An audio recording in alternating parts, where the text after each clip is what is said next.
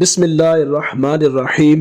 Video شروع کرنے سے پہلے آپ سے گزارش ہے کہ ویڈیو اچھی لگے تو لائک ضرور کر دیں، اور اگر چینل پر نئے ہیں تو سبسکرائب کر دیں اور بیل کے بٹن کو ضرور پریس کر دیں تاکہ آنے والی ہر نئی ویڈیو کا نوٹیفیکیشن آپ کو ملتا رہے۔ اس زندگی میں ہمیں ہر وقت بات چیت کرنے کی ضرورت پڑتی رہتی ہے، بلکہ ہم لوگ بلا ضرورت بھی ہر وقت بولتے رہتے ہیں، حالانکہ یہ بلا ضرورت بولنا بہت ہی نقصان دہ ہے۔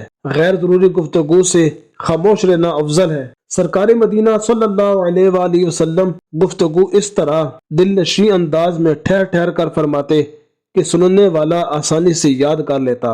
کسی سے جب بات چیت کی جائے تو اس کا کوئی صحیح مقصد بھی ہونا چاہیے۔ اپنی زبان کو ہمیشہ بری باتوں سے روکے رکھیں۔ اگر ہم نے اپنی زبان کو صحیح استعمال کیا تو اس کا جو کچھ فائدہ ہوگا وہ سارا جسم ہی پائے گا۔ آپس میں ہنسی مذاق کی عادت کبھی مہنگی پڑ جاتی ہے۔ مسکرا کر اور خندہ پیشانی سے بات چیت کیجیے۔ مسلمانوں کی دلجوئی کی نیت سے چھوٹوں کے ساتھ مشفقانہ اور بڑوں کے ساتھ مؤدبانہ لہجہ رکھیے۔ انشاءاللہ عز و جل ثواب کمانے کے ساتھ ساتھ دونوں کے نزدیک آپ معزز رہیں گے۔ چلا چلا کر بات کرنا، جیسا کہ آج کل بے تکلفی میں اکثر دوست آپس میں کرتے ہیں، سنت نہیں۔ چاہے ایک دن کا بچہ ہو، اچھی اچھی نیتوں کے ساتھ اسے بھی آپ جناب سے گفتگو کی عادت بنائیے۔ آپ کے اخلاق بھی انشاءاللہ عز و جل عمدہ ہوں گے اور بچہ بھی ادب سیکھے گا۔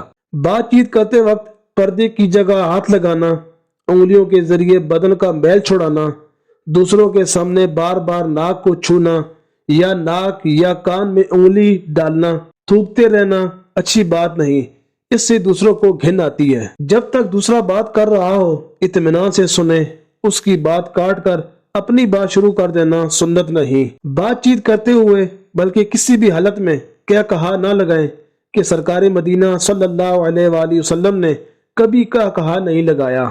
زیادہ باتیں کرنے اور بار بار کیا کہا لگانے سے ہیبت جاتی رہتی ہے۔ سرکار مدینہ صلی اللہ علیہ وآلہ وسلم کا فرمان عالی شان ہے، جب تم کسی بندے کو دیکھو کہ اسے دنیا کی بے رغبتی اور کم بولنے کی نعمت عطا کی گئی ہے تو اس کی قربت اور صحبت اختیار کرو، کیونکہ اسے حکمت دی گئی ہے۔ فرمان مصطفیٰ صلی اللہ علیہ وآلہ وسلم، جو چپ رہا اس نے نجات پائی۔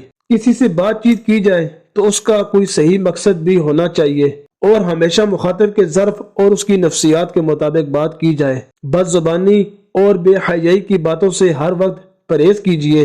گالی گلوچ سے اجتناب کرتے رہیے اور یاد رکھیے کہ کسی مسلمان کو بلا اجازت شرعی گالی دینا حرام قطعی ہے اور بے حیائی کی بات کرنے والے پر جنت حرام ہے۔